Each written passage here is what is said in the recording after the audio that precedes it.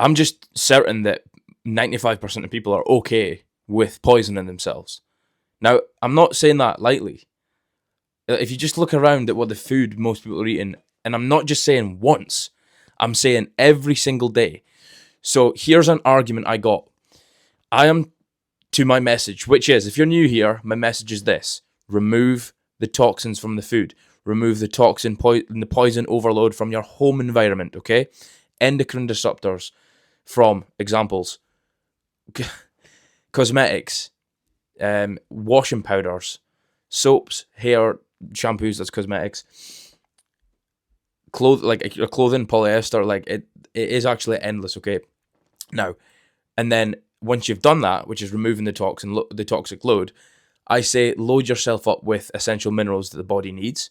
Now, a good way to do that is sea moss, liver, oysters, wild caught fish. Now, that is just like when you're thinking about the body and how much minerals it needs, when you fill up the system internally to match the external, which is you fill this vessel up of minerals internally. Now, externally, all the tasks you've got to do, cognitive and physical, become easier and you become more resilient over time.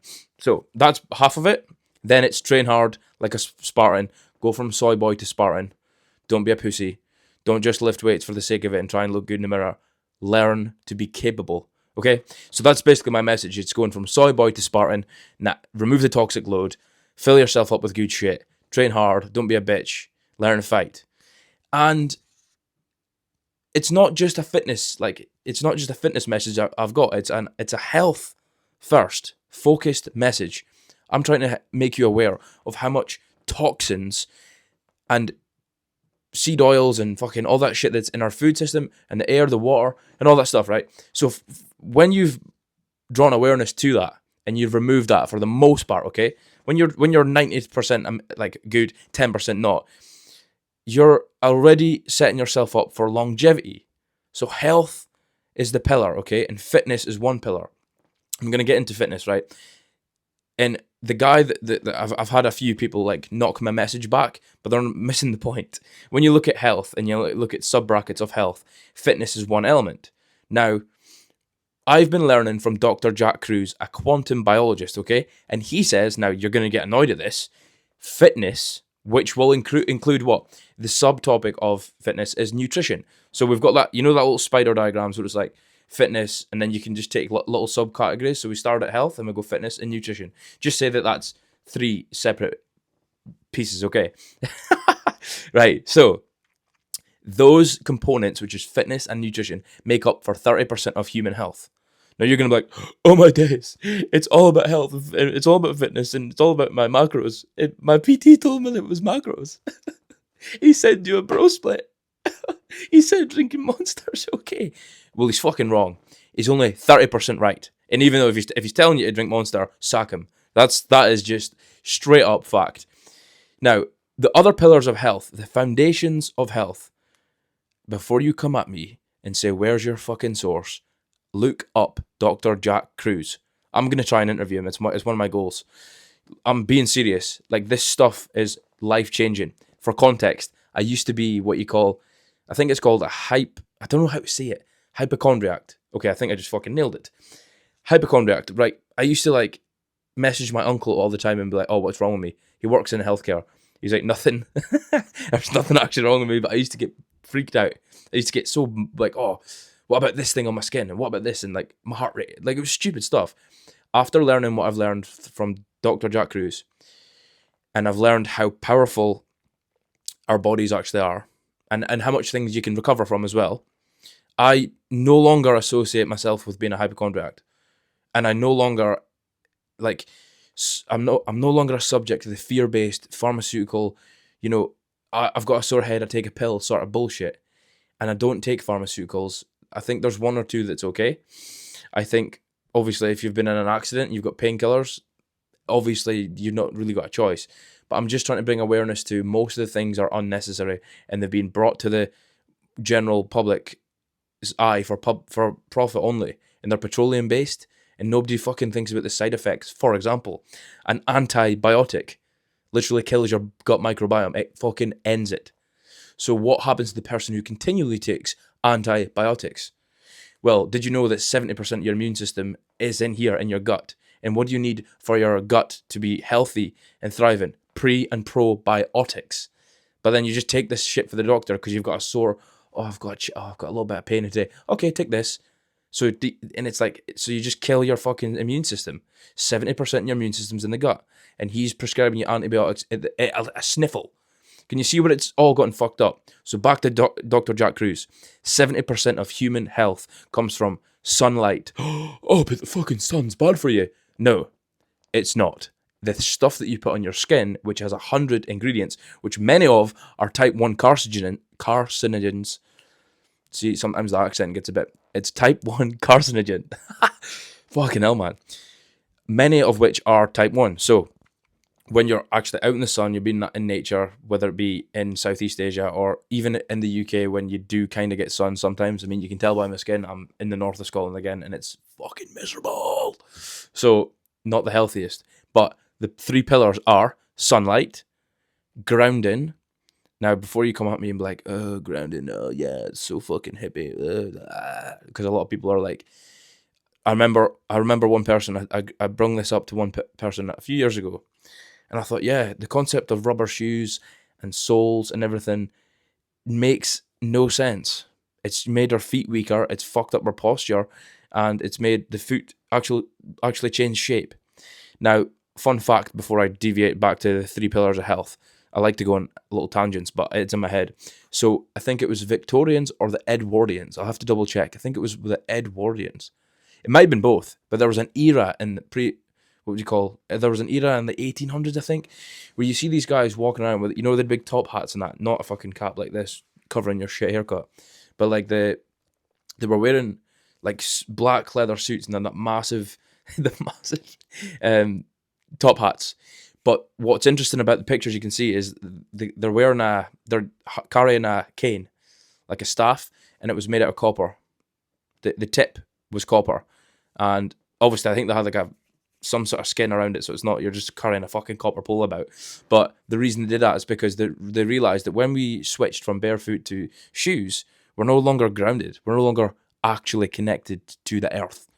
There's genuine... It's not even about... It's obviously about science, right? There's science to support this. But you look at prehistoric humans, they're not cutting about in fucking Adidas or Nike Air Maxes.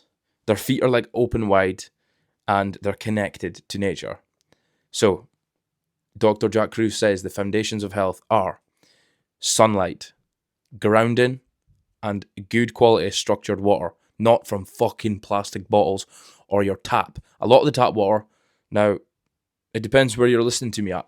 I'm in Scotland where it is drinkable, but I wouldn't recommend it. You would still want to filter it because there's chlorine, there's metals, there's minute parts of radiation even in Scottish water. I'm not saying it's going to affect you much. I'm just saying repetitive over years.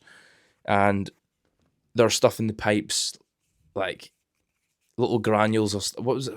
It's horrible. When you think about the actual pipe that's coming through and how much recycled water it's got to serve, filter it at least. Okay, so that's that. So structured water means I used to sell these ionizing water machines, and it basically hits the water with electricity and produces hydrogen rich water, which is structured, which is alive, and it's amazing for detoxification and antioxidants. Look up the hydrogenwaterinstitute.com. I have actually got a machine in here. I can't hook it up in here in this house that I'm living at because, mum will go crazy because it doesn't look good, but it's a machine. You can get these things now. You put the pills into the water and it creates structured hydrogen-rich water, but that is not as effective as having it in the home and taking it straight from this machine that has got platinum-coated titanium plates, and it shocks the water with electricity. And it's electrolysis. If you're familiar, if you did chemistry at school, electrolysis, the oxygen-rich water goes down the sink, and then you're left with hydrogen-rich water that's slightly alkaline due to it's like a byproduct of that process. So it's slightly alkaline, which is not it's not what you're looking for. It's hydrogen-rich water. It's the therapeutic dose is, I think, around... The studies say 1.6 parts per million is when you get the therapeutic dose. And if you get one of these machines, I can't show you on here, but they're called Kangen water machines. If If you get the top tier machine, you're getting at least 1.6 parts per million. Now that's important because you can just have it in your home for 25 years. So you're getting structured water, you can get grounded, and for me, I can't really get the other fucking main foundation, which is sunlight. Now, Jack has done so much studies on the power of sunlight and what it does to the body. We're obviously thinking vitamin D, detoxification, circadian rhythm benefits.